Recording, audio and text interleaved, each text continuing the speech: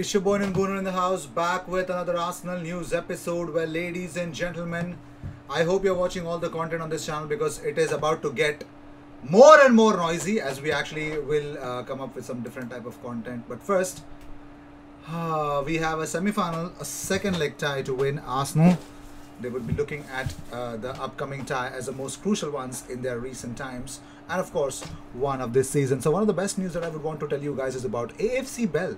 Now AFC Bell, after such a long time, came up with a tweet that the tweet was, with the grace of God, most of the enriching material that we promised you has been completed and will be published in the second half of this year to be accessible to those who are interested in journalism, especially sports. It covers the smallest details from searching for the source to writing the news. Wait for us. So probably they're actually helping the community as to how they can actually be how can they learn from what AFC Bell have become. So that's the latest update about moving on. So the first news that we have here is about the whole the Spotify takeover of Arsenal. So David Ornstein, Athletics David Ornstein, has actually explained exactly what is his stand on this whole situation. He says, what if the protests, which are at the highest they've ever been among the Arsenal fan base right now, added to by the presence of legends, which has built some real momentum, continues to gather momentum? What if those issues in the USA can take even more of their focus away from Arsenal? Now, my hunch from speaking to a number of people is that events of recent weeks, the protests and the Super League that never was, has actually emboldened or is likely to embolden and strengthen Kroenke's resolve to keep hold of Arsenal. You would not imagine he would sell now. You might imagine he would have sold a couple of years ago when he took full ownership, or he might sell in better times. What we're hearing from Daniel Ek is that he is here to stay. He's not going anywhere despite the statement. Moving on, so Ian Wright recollects a very, very violent story of his stepdad being super violent to his mum. So he says, I remember him having her up against that wall. He actually, he sobs as he returns to his single-room childhood home in South London for the first time in almost 50 years in a bid to heal the lasting scars.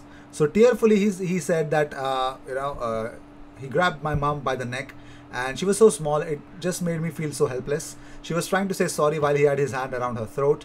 When I was going to bed, I just could not get the memory out of how helpless she was. 50 years on, and Ian still frequently has vivid flashbacks to the violence that left him anxious and scared every day of his childhood. But it wasn't his stepdad's brutality that cut the deepest. Ian's mum abused him in turn, physically hitting him before cruelly telling him she hated him and wished she'd had him terminated. Well, that's what Ian Wright has shared in his new documentary. Crazy stuff, man. Crazy stuff. He had to endure all of those things. Moving on, so Mikel Arteta has been blasted by Martin Keown for hanging Granit Xhaka out to dry by exposing him at left back against Villarreal. So Keown said, keep it simple. You have to have a specialist left back at this level, and that was always going to be a problem as it was against Everton. It's the actions of a player that is not comfortable in that position, and it's the manager that has put him there. It's about the decisions of the manager. It's not Xhaka's fault, by the way. I do believe he's the most improved player we have.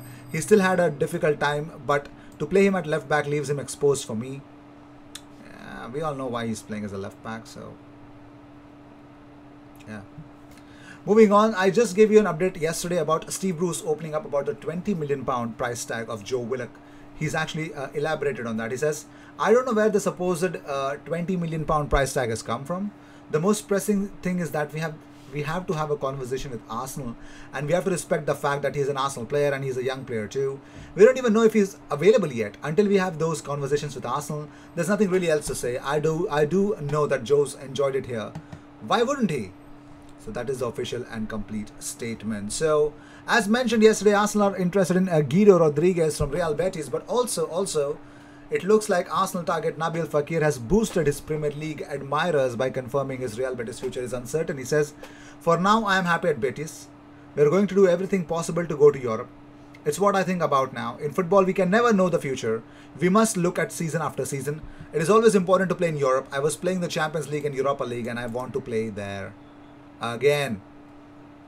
Moving on, so Pablo Mari has called for Arsenal to get right in the faces of Villarreal in the next week's second leg. He told club media that I think it's not a really bad result. Thinking about that, we are 2-0 down with one player less. I think a really good reaction from the team.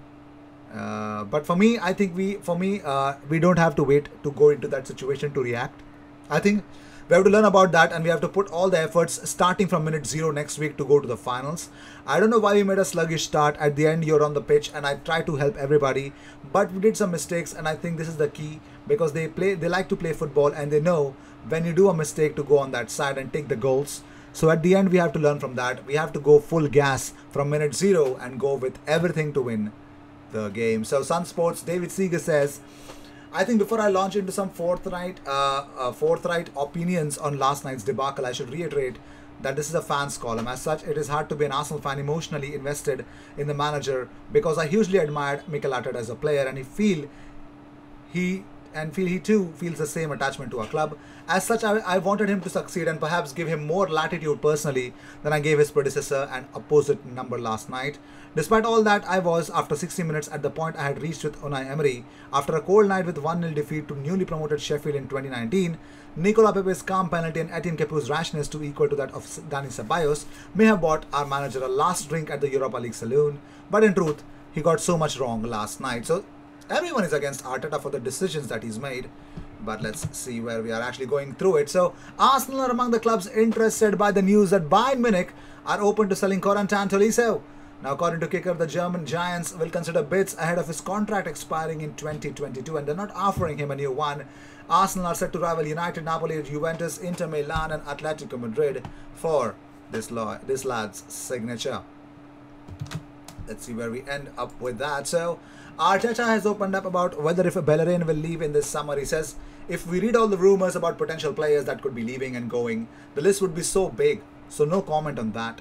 It doesn't matter who I leave out. It is the same when I leave Cedric on the bench, because we have some different options depending on the game and what we want to do with the opponent. We try to pick the right players to develop our plan. So talking about Aubameyang's fitness, Mikel Arteta had these words to say. He hasn't trained much. He's still not at the level in his physique that he should be to start. We will see again tomorrow how he is. Yesterday he could only play a few minutes, but we managed to get him on the pitch. Which is great news for us. I hope he starts. I hope he gets all the playing time that he deserves. That's what I believe in. So Valencia fans has actually explained why Unai Emery's tactic should give Arsenal hope of a Manchester United showdown in the finals. Now, of course, there's the whole thing that happens, that Barcelona come back against Paris Saint-Germain when Unai Emery was a Paris Saint-Germain manager. So someone tweeted out that, let me explain this picture for the umpteenth time. Unai Emery had a 1-goal lead against 10 men. The 10 men equalized and then got another red. Against 9 men, Unai Emery's 11 men went from 1-1 to 1-4. Then got a late goal to make it 2-4. Now look at the players Unai had. So, yeah.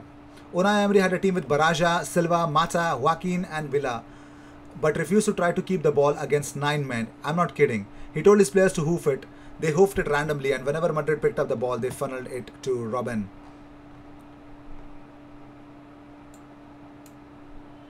Yes, ladies and gentlemen. And also, the Valencia fan wrote, does this sound familiar? Aha. So when I tell you that my problem with Emery is that he's still showing the same habits he showed 11 years ago in 2019, you understand the guy used to park the bus from the 50th minute with a 1-goal lead, and he almost always blew leads. But when I was saying things about this man, many were calling me bitter and throwing, he won 3 Europa League titles in my face. I get it, he won stuff. I admit too that he's a very good manager on his day, and he deserves credit for his trophies, but he was my manager for 4 whole years. I wouldn't take him back ever. He drove me mad. I don't think you know him more than I do, simply because he put me through suffering for 4 years. Don't get me started on his approach in away games. Yes, he was doing it 10 years ago. So he has given hope for every goddamn Arsenal fan who's actually watching this. Guys, we have a belief going into it. So moving on, so Villarreal star Manu Trigueros was at loss to explain how Arsenal were allowed to get back into the Europa League tie. He says they got out of here alive. It is clear that we have won and it is a good result, but seeing how the game went, we should have killed them. I couldn't describe what happened, but they have found a penalty that I haven't seen it by my feet was still. They have had a big reward for what they have done. The penalty is not a penalty. VAR is there to do justice, but you are upset by details that you do not control, such as the referee. There is so no explanation. I have seen it and I have not understood it. Having VAR, you can't go wrong twice. Well, you can apparently. So with this, we end this episode. Thank you so much for tuning in. I will see you in the next one. Until then, cheers. Don't forget to subscribe, guys.